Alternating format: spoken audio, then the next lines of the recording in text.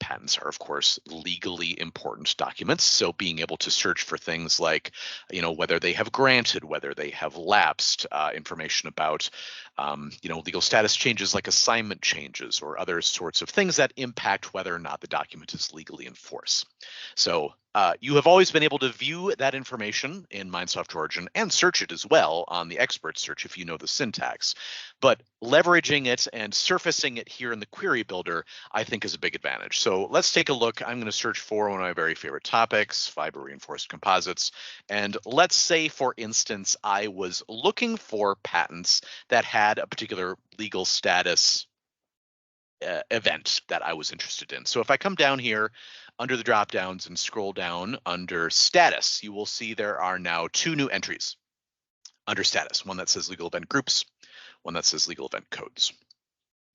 Each one of these features some guides for looking up this information. And that's one of the hardest parts because the legal status in any given jurisdiction varies. Like each jurisdiction has its own series of codes and legal status events that they categorize things into, and they all have unique codes and all this sort of stuff. So there's 2 ways that we help with that. First of all, we group those legal status events into high level categories. You can see if you choose legal event groups, you've got a drop down here that gives you those, kind of single letter labeled categories. So you can see them all listed here. So for instance, I could come in and search for, a legal event group of interest. You can see it also gives the ability to focus that based on a date range and based on jurisdiction here too.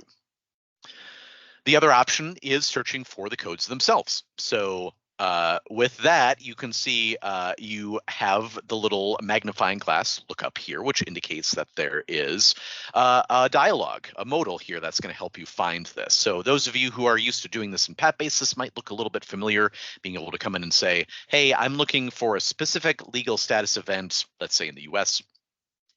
And let's say I was looking for documents that had lapsed, perhaps due to failure to pay maintenance fees or something. So I'll come in and I'll just type lapse right here. Aha. So there are a couple of codes that are helpful along those lines. So let's just go ahead and check both of those, confirm that, and run my search. So legal event searching now available in the query builder, making it easier for you to find patent references with specific legal status events that pertain.